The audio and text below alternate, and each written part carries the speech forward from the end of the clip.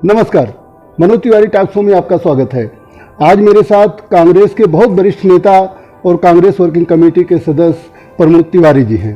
प्रमोद तिवारी जी पूर्व राज्यसभा सदस्य भी रहे हैं और कई बार आप विधायक भी रहे हैं, बहुत वरिष्ठ नेता हैं। आज हम कांग्रेस की नीतियों और देश से संबंधित क्या उनकी रणनीति चल रही है, 2022 में उत्तर प्रदेश में चुनाव में क्या रणनीति होगी, किस मुद्दे पर चुनाव लड़े जाएंगे, इन सारी बातों पर बातचीत करते हैं। नेताजी, आपका मेरे टॉक शो में बहुत बहुत स्वागत है। धन्यवाद। सबसे पहले तो कांग्रेस वर्किंग कमेटी का सदस्य बनने के लिए आपको बहुत बहुत बधाई हो। सर, एक चीज़ और बताइए आप, जैसा कि कहा जाता है और देखा भी गया है, इतिहास में भी देखा गया है कि गांधी परिवार के नाम पर कांग्रेस में एकजुटता बनी रहती है।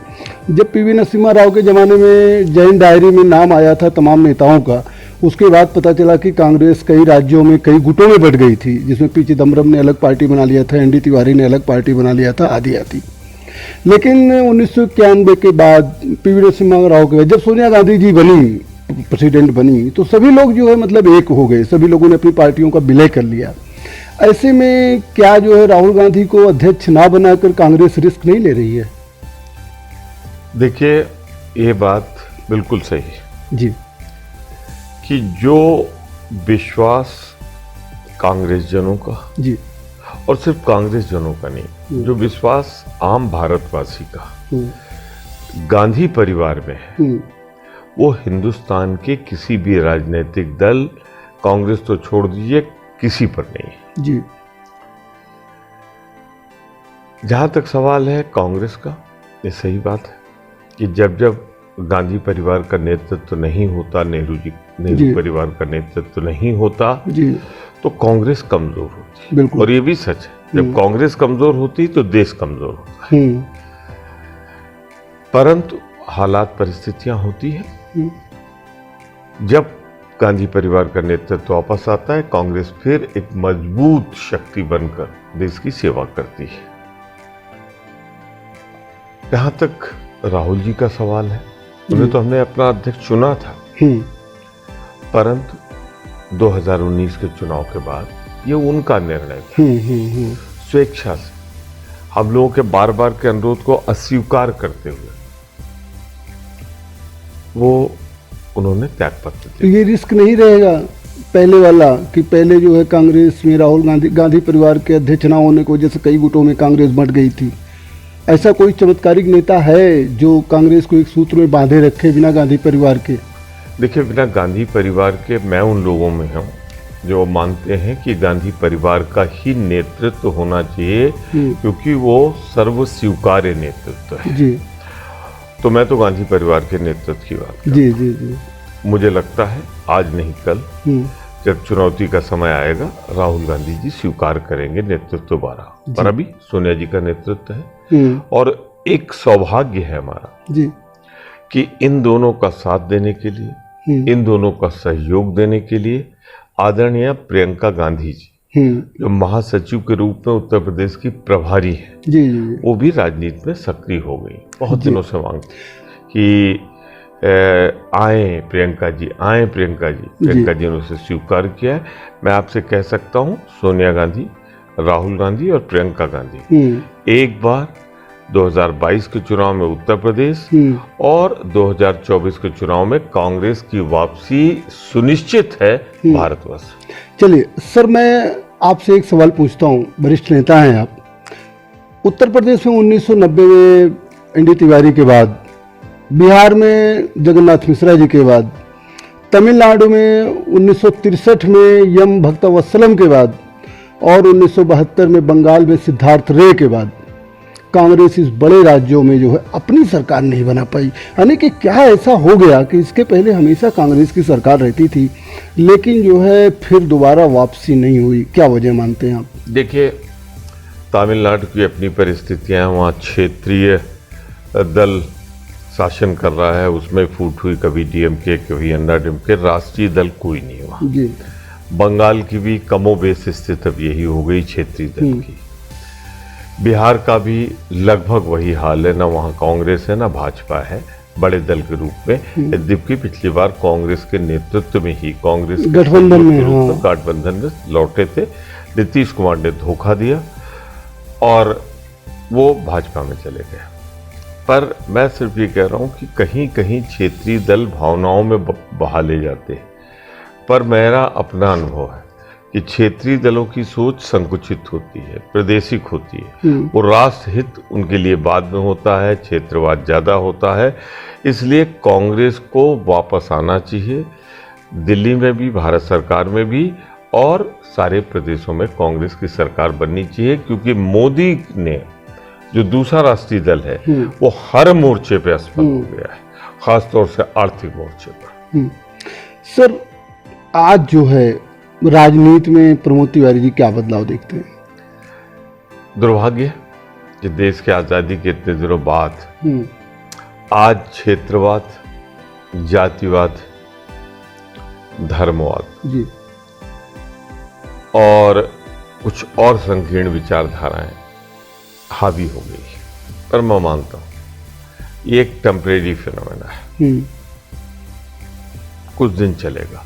सर, ये कुछ दिन क्या, मैंने जितने प्रदेशों का नाम लिया उसमें एक में तो 50 साल से चल रहा है, एक में जो है देश में कई प्रदेश और भी तो हैं जहाँ कांग्रेस, मध्य प्रदेश, राजस्थान, हाँ, छत्तीसगढ़, झारखंड, उत्तरांचल है, फिर आपका हाँ नहीं तो वहाँ भी लौट के हम आते रहते, पंजाब है, हरियाणा है, आते रहते हैं। तो इसलिए मैं कह रहा हूँ इन 3-4 राज्यों को छोड़ दे तो कांग्रेस की वापसी होती रही है और होगी भी। जी। अच्छा सर, एक चीज़ और बताइए, आप इलेक्ट्रॉनिक मीडिया हो या प्रिंट मीडिया हो या फिर सोशल मीडिया हो, आपको क्या लगता है ये चुनाव को और राजनीति को किस तरह से प्रभावित करते हैं? देखिए, लोकतंत्र का चौथा स्तंभ है मीडिया। जी सर। कांग्रेस पार्टी सम्मान करती है उसका, पर अब धीरे धीरे जिस तरह से भाजपा ने ट्रेंड शुरू किया है, कुछ बड़े बिजनेस हाउसेस को फेवर देके, दबाकर, डराकर उनसे मीडिया में उनकी दखलंदाजी बढ़ाई जा रही, उनका स्वामित्व तो बढ़ाया जा रहा है और फिर उसका उपयोग और दुरुपयोग दोनों हो रहा है। जी। मैं मानता हूं कि भारत में मीडिया को स्वतंत्र होना चाहिए, निष्पक्ष होना चाहिए और जन भावनाओं का प्रदर्शन करना चाहिए। ये राहुल गांधी जी ने भी कहा था कि हमको स्वतंत्र मीडिया दे दीजिए तो मैं सरकार गिरा दूंगा। तो क्या लगता है कि आपको भी कि इस मीडिया स्वतंत्र नहीं रह गई है? कुछ चैनल्स, मैं सबकी बात नहीं कर रहा हूँ, ज़्यादातर प्रिंट मीडिया चैनल्स वो पूरी तरह स्वतंत्र हैं और निष्पक्षता पूर्वक अपनी भूमिका का निर्वाह करते हैं। पर कुछ चैनल हैं जो सरकार के इशारे पर सुबह से शाम तक मैं समझता हूँ 90% झूठ बोलते हैं। अब मैं नाम नहीं ले रहा हूँ, नहीं ठीक है, रिपब्लिक जैसे चैनल का नाम भी ले लिए और नहीं भी। चलिए सर, नेताजी एक चीज़ और बताइए, क्या प्रमोद तिवारी जी को भी लगता है कि ईवीएम से छेड़छाड़ करके चुनाव जीता गया, जबकि कांग्रेस ने ही ईवीएम चालू किया था?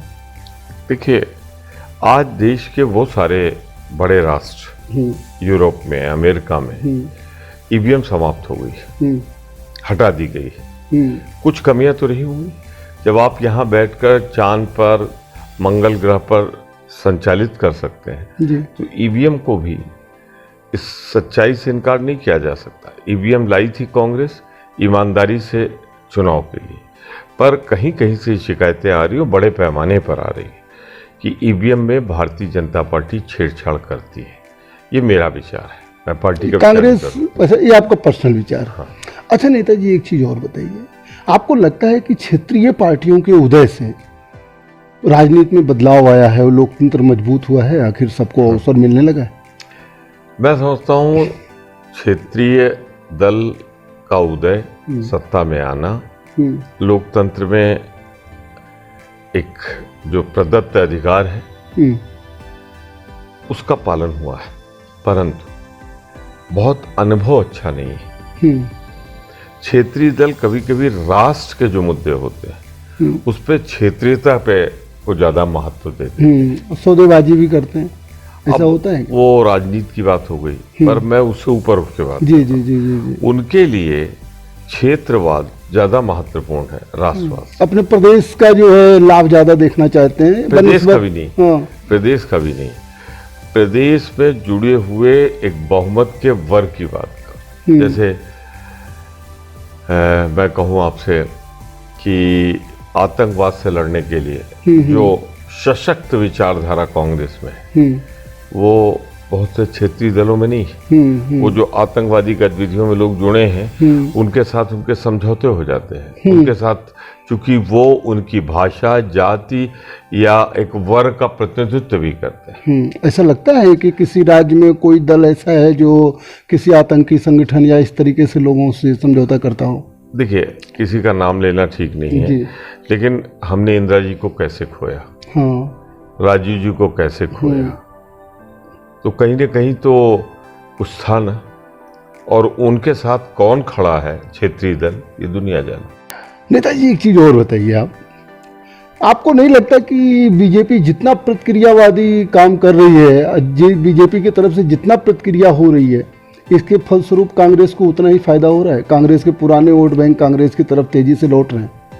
देखिए जी, फायदा भी कांग्रेस और बीजेपी का मत जोड़िए, नुकसान भला जोड़िए देश का। भारतीय जनता पार्टी की नीतियों के कारण देश के एक बहुत बड़े वर्ग में असंतोष है, जाति और धर्म के नाम पर। शुभ संकेत नहीं है जी। आर्थिक नीतियों के कारण -23% पे जीडीपी चली गई है। परसों शक्तिदास जी गवर्नर आरबीआई ने कहा है कि 9.5% अगले 9.6% और घटेगी। और उन्होंने जो एक चिंताजनक बात कही कि आम आदमी की पर कैपिटा इनकम 6% घटेगी। तो इसके मतलब भारतीय जनता पार्टी आर्थिक मोर्चे पे असफल हो गई, क्योंकि 47 साल की सबसे बड़ी बेरोजगारी मोदी सरकार में है। इसके अलावा आज डॉलर के मुकाबले रुपए कहाँ खड़ा है जी। बांग्लादेश बगल में मजबूत हो रहा है उसका टका, और हमारा रुपया गिर रहा है। जब कोई टका छोटा होता रुपए के भाव से बहुत छोटा होता, बहुत छोटा होता था। जी। तो अगर आप देखें तो भारत को आर्थिक रूप से मोदी जी की गलत नीतियों के कारण तबाही और बर्बादी के मुकाम तक पहुंचा दिया है। भारत की युवा तबका, युवा वर्ग, जो कुल आबादी का 60 से 70% है जी, उसके भविष्य को अंधकार में डाल दिया है। प्रतिक्रिया होगी, आज हो कल हो। तो इस प्रक्रिया के स्वरूप में कांग्रेस मजबूत हो रही है, आपको लगता है? होगी, कांग्रेस ही मजबूत होगी। चलिए सर, मेरा क्योंकि हमने देश को दुनिया की मंदी के दौर में भी मनमोहन सिंह के नेतृत्व में भारत को मंदी का शिकार नहीं होने दिया। आज जब दुनिया में मंदी नहीं, तो भारत मंदी का शिकार हो रहा है। यही फर्क है नेतृत्व का। हम देश के लिए सोचते हैं, मोदी भाजपा के लिए और अपने लिए सोचता है। सर, मेरा सवाल इसी से लगा हुआ एक और है। जैसे देश में धारा 370 थी, इसको लेके भाजपा आंदोलन करती थी। मंदिर का मुद्दा था, इसको लेके आंदोलन करती थी। 3 तलाक हो या सिविल कोड हो, इसको लेकर भी कांग्रेस को घेरती रहती थी और कांग्रेस प्रतिक्रिया नहीं करती थी। मैं ये कहना चाह रहा था कि जब बीजेपी के सरकार में या मोदी के सरकार में ये सारी चीज़ें खत्म हो गई, तो इससे तो कांग्रेस का एक फायदा और हुआ कि भविष्य में कोई इन मुद्दों पर चिल्लाने वाला नहीं रहेगा। देखिए, एक चीज और हुआ जी, ये सही बात है। अब ये मुद्दे नहीं रहे, ये मुद्दे इनको बनाने पड़ेंगे, इसका लाभ कांग्रेस को मिलेगा। पर देखिए किया क्या इन्होंने, जो हमने कहा था वही सही हुआ ना। अयोध्या में मंदिर मुद्दे पे कांग्रेस का ये कहना था कि जो न्यायालय का फैसला हो वो माना जाए या बातचीत से। हुआ तो वही ना, जो न्यायालय का फैसला वो वही दोनों वर्गों ने माना। बिल्कुल। तो यानी कि भाजपा झूठ बोलती रही 1987 से लेके 2019 तक कि रामलला हम आएंगे, मंदिर वहीं बनाएंगे, हम कानून बदलेंगे, हम दिल्ली की सरकार तो नहीं हुआ।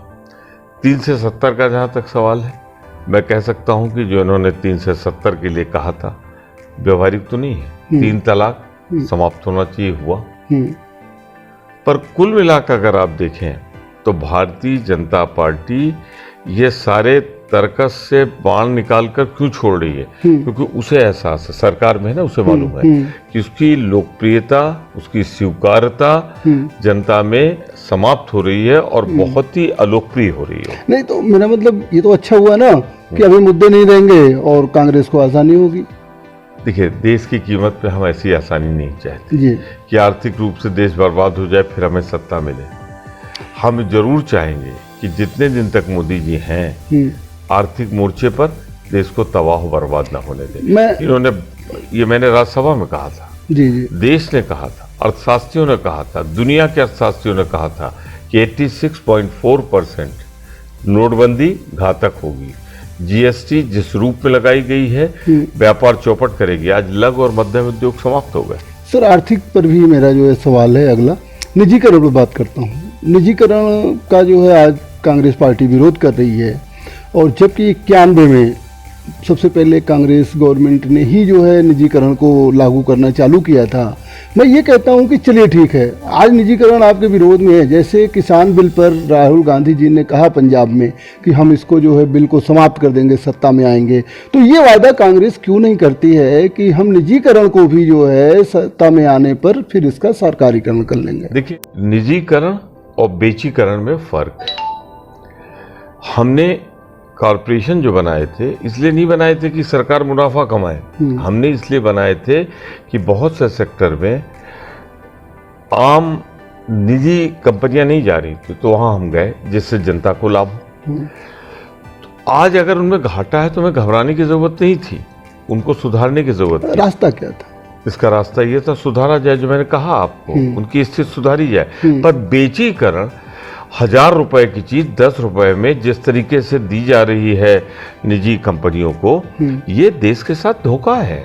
देश की संपत्ति को बेचा जा रहा है, ये नहीं होना चाहिए। बहुत बड़ी बेरोजगारी आएगी और देश का, देखिए बहुत पुरानी कहावत है, जब लायक बेटा होता है तो बाप की संपत्ति को बढ़ाता है, और नालायक बेटा होता है तो जो कुछ रहता है बेच डालता है। भाजपा वही कर रही है। नेताजी, एक सवाल मेरा और है, बहुत इम्पोर्टेंट है ये। जब लोकसभा का चुनाव हो रहा था तो कांग्रेस ने अपने घोषणा पत्र में एक बहुत बड़ी बात कही थी कि वो हर व्यक्ति को रोजगार देंगे, या फिर जो है उनको 72,000 रुपये साल का इनकम देंगे ही देंगे। इनकम की गारंटी नामक योजना आरटीआई और मनरेगा जैसी उन लोगों ने चालू करने की बात की थी। आज कांग्रेस की सरकार कई प्रदेशों में है। मैं ये कहता हूँ कि ये प्रयोग अगर प्रदेशों में कर लिया जाए तो कितना अच्छा होगा। मैं आपको एक चीज बताऊं जी, छत्तीसगढ़ ने प्रयास किया है जी, पर मैं एक चीज बताऊं आपको, केंद्र के जो संसाधन होते हैं और राज्य के संसाधन में जमीन आसमान का फर्क अच्छा, होता है। ये बात। तो ये हमने जो वादा किया था वो केंद्र सरकार, मैं समझ रहा हूँ जी। अगर हमारी सरकार बनती तो हम या तो 72,000 रुपए प्रतिवर्ष देते और या तो फिर रोजगार देते। जब कभी भी सरकार बनेगी हम ये अपना वचन निभाएंगे, लेकिन राज्य की स्थितियां फर्क होती हैं, उनके संसाधन फर्क होते हैं, वो नहीं कर सकते। राज्य में इतने संसाधन नहीं होते हैं कि वो दे सके। अच्छा सर, एक चीज़ और बताइए, 2022 का चुनाव आने वाला है। 2020 को तो कोरोना ने खा लिया पूरा जो है संकट। 2022 के चुनाव में कांग्रेस उत्तर प्रदेश में किन मुद्दों पर चुनाव लड़ेगी? 5 साल में जी योगी जी ने जी देश में जो सबसे बड़ा प्रदेश है जी देश का, उत्तर प्रदेश, यस। वहाँ जंगल राज कायम कर दिया है। अब एक ही घटना हाथरस की है, बलात्कार होता है, बलात्कार होने के बाद उसका सही उपचार नहीं होता, दिल्ली तब ले जाया जाता है जब उसकी चंद सांसें रह गई थी। अब अगर उसके बाद जब से वहां से आया, उलट गई धारा। सरकार को खड़ा होना चाहिए था पीड़िता के साथ, सरकार खड़ी है अपराधियों के साथ, आरोपियों के साथ, अपराधियों के साथ। आरोपी कहाँ है? वो अपराधी जिन्होंने इतना बीभत्स कांड किया हो, जी, इतना बीभत्स अपराध किया हो, तो वो तो अपराधी हो गए। फिर अपराधी सिर्फ वही नहीं जिन्होंने बलात्कार किया, जिन्होंने रात में 2:30 पौने 3 बजे हिंदू संस्कार के विपरीत जाकर माँ आंचल फैलाकर अंतिम दर्शन की अरदास करती रही, ताऊ मांगता रहा, उसे लात मारा डीएम ने। अगर ये सब है तो इस सरकार को बने रहने का अधिकार है। तबाह कर दिया इन्होंने कानून व्यवस्था, तबाह कर दी अर्थव्यवस्था, तबाह कर दिया इन्होंने प्रदेश की प्रशासनिक व्यवस्था। उत्तर प्रदेश आज इस मोड़ पे पहुंच गया है जहां कोई बेटी ये नहीं जानती कि सूरज का उदय तो देख रही है, सूर्यास्त देख पाएगी कि नहीं देख पाएगी। सिर्फ बेटियों के साथ इसलिए हो रहा है कि वो गरीब की बेटी, अमीर की बेटी के साथ किसी की हिमाकत और हिम्मत नहीं है। तो ये सरकार अमीरों की सरकार है। ये सरकार के लिए आज कहा उन्होंने कि वहां कोई बलात्कार नहीं हुआ, किसी का नहीं, बलात्कार तो ये नहीं तो फोरेंसिक जांच और डॉक्टरी रिपोर्ट में कहा गया तो उन्होंने अब या तो रिपोर्ट तो माननी पड़ेगी ना, कोर्ट भी मानेगा। नहीं माननी पड़ेगी। कानून जानने वाले जानते हैं जी कि 8 दिन बाद आप स्पर्म तलाश रहे, 8 दिन तक स्पर्म रहेगा। जी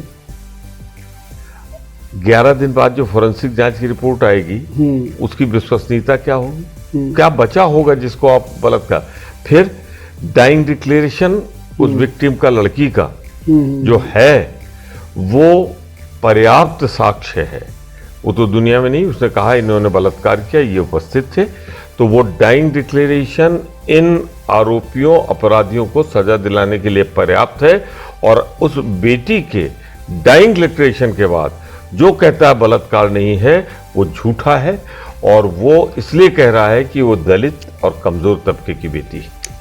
चलिए ठीक है सर, आप एक चीज़ और बताइए, 2022 में जो चुनाव होंगे कांग्रेस पार्टी किस दल से गठबंधन करेगी या अकेले लड़ेगी? मैं बहुत स्पष्ट कह दूं, कांग्रेस पार्टी 2022 का चुनाव प्रियंका गांधी के नेतृत्व में, सोनिया गांधी के आशीर्वाद से, राहुल गांधी के निर्देशन में हम ये चुनाव अकेले लड़ेंगे और अकेले दम पर सरकार बनाएंगे। ये मैं विश्वास पूर्वक कह रहा हूं। 40 साल से राजनीति हूं, मैं जनता की नब्ज जानता हूं। जनता ने मन बना लिया है कि अब बहुत हुई इनकी बारी, अब है कांग्रेस की बारी। चलिए, बहुत अच्छा नारा दिया सर आपने, ये नारा बनेगा भी, बहुत हुई है इनकी बारी, अब हुई अब कांग्रेस की बारी। सर एक चीज़ और बताएं, 2022 में आपको लगता है कि कांग्रेस इतनी मजबूत है कि बदलाव कर लेगी? कर लेगी। सबसे मजबूत होता है मतदाता, सबसे मजबूत होती जनता जब वो ठान लेता है। आज देखिए ना उत्तर प्रदेश में क्या हो रहा है। एक पार्टी है जो प्रवक्ता बन गई है भाजपा की, दूसरी पार्टी है वो घर के बाहर नहीं निकल रही, लड़ तो सड़क पे कांग्रेस ही रही।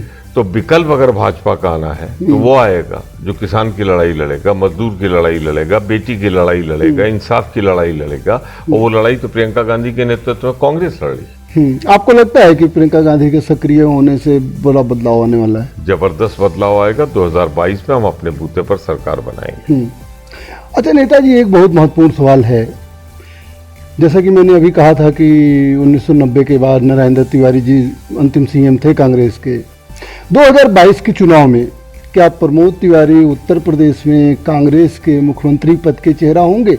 इससे कम से कम कांग्रेस का जो ट्रेडिशनल वोट है वो वापस आए। मैं नहीं जानता किस रूप में आप कह रहे हैं जी, कांग्रेस का चेहरा मुख्यमंत्री के रूप में जी, पर मैं इतना जानता हूं कि जो जिम्मेदारी वर्किंग कमेटी के सदस्य के रूप में मुझे दी गई, जिस तरीके से मुझे आउटरीच कमेटी का प्रभारी बनाया गया, तो मैं जानता हूं कि मैं कांग्रेस के वापसी के लिए प्रथम पंक्ति में प्रियंका गांधी का हाथ बटाने के लिए खड़ा रहूंगा। मतलब प्रियंका गांधी जी सीएम चेहरा हो सकती है? निश्चित रूप से राजनीतिक नेतृत्व उनका होगा। सीएम चेहरा किसका होगा ये पार्टी सही समय पर सही निर्णय लेगी, या ये भी कर सकती जो कांग्रेस की परंपरा है कि चुनाव होने के बाद विधानमंडल दल जिसको चुनेगा वो नेता होगा, वो एक अलग बात। पर हमारा चेहरा चुनाव में प्रियंका गांधी होंगी। नहीं, कहा जाता है कि प्रमोद तिवारी के साथ प्रदेश का ब्राह्मण बहुत तेजी से जुड़ा है और उनको चाहता भी है। देखिए, ब्राह्मण ही नहीं, मैंने 40 साल में अल्पसंख्यकों की आवाज़ उठाई है, दलितों की आवाज़ उठाई है और दूसरों की आवाज़ उठाई है। तो निश्चित रूप से मैं उन लोगों में हूँ जिन्हें सभी वर्ग का सम्मान मिला है, सभी वर्ग का प्यार मिला है।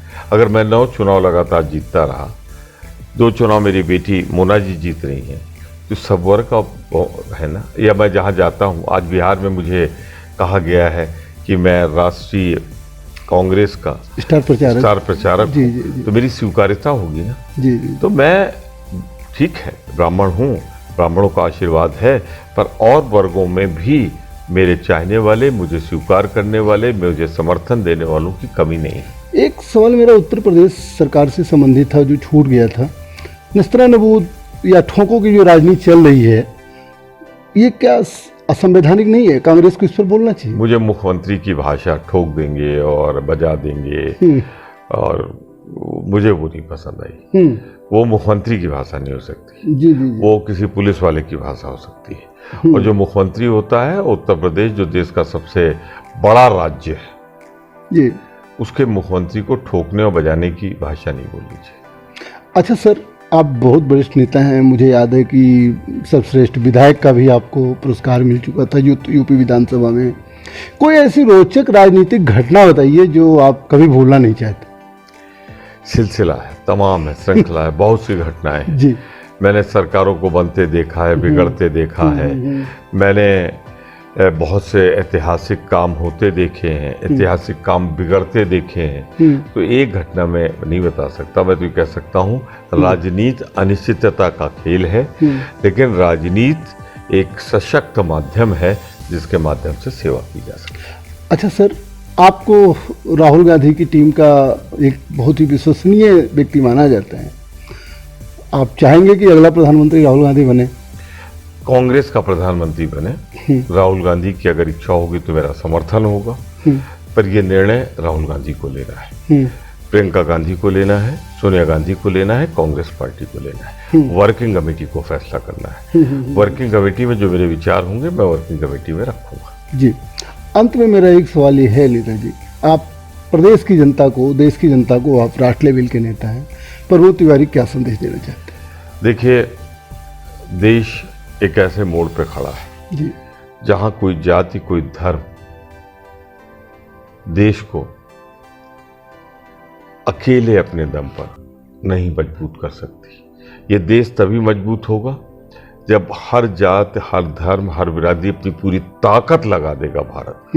यह दुनिया बहुत तेज चल रही है, बहुत तेज चल रही है। अगर हम जाति और धर्म के झगड़े में फंसे, जो भाजपा करा रही है, तो देश बहुत पीछे चला जाएगा। सत्ता चाहे भाजपा के हाथ में आज मिल गई हो, पर अगर इसको करना है तो पूरी ताकत हिंदू लगाए, मुसलमान लगाए, सिख लगाए, ईसाई लगाए, सबकी ताकत लग जाए। जो इंदिरा जी के साथ हो गई थी तो 1971 हो जाता है कि हम दुनिया का जोग्राफिया बदल के बांग्लादेश बना देते हैं। मनमोहन सिंह का नेतृत्व मिल जाए तो हम दुनिया की बड़ी आर्थिक शक्ति भारत को बना देते हैं। अगर राजीव गांधी का नेतृत्व मिल जाए तो हम पुराने जमाने से निकलकर इलेक्ट्रॉनिक संचार क्रांति में आ जाते हैं। तो ये निकलना पड़ेगा। इंदिरा गांधी क्या था उसके पहले? अनाज के लिए हम दर दर भटकते थे। हरित क्रांति और श्वेत क्रांति के माध्यम से उन्होंने हमें आत्मनिर्भर ही नहीं बनाया, हम आज दूसरों को देते हैं। तो सबको काम करना पड़ेगा। आप हमारे टॉक शो में भाग लिए, आपको बहुत बहुत धन्यवाद। मनोज जोशी जी, आपकी जानकारी बहुत अच्छी है, आपने कलेक्शन बहुत अच्छा किया था, मैं आपकी प्रशंसा करता हूँ। आपने सवाल वो पूछे जो कहीं असहज रहे हो मुझे, लेकिन आपकी जानकारी की मैं प्रशंसा करता हूँ। Thank you sir, thank you. जैसा कि आपने देखा, हमारे साथ कांग्रेस के बहुत वरिष्ठ नेता प्रमोद तिवारी जी थे। प्रमोद तिवारी जी का कहना है कि कांग्रेस बहुत मजबूत है और कांग्रेस ही अगली सरकार बनाएगी। उत्तर प्रदेश सरकार के योगी अगुआ मुख्यमंत्री की भाषा कतई नहीं बर्दाश्त की जा सकती है और आपका कहना है कि उत्तर प्रदेश की जनता पूरा बदलाव का मूड बना चुकी है। राहुल गांधी और प्रियंका गांधी के मेहनत से अगला चुनाव अकेले कांग्रेस लड़ेगी और अपनी सरकार बनाएगी।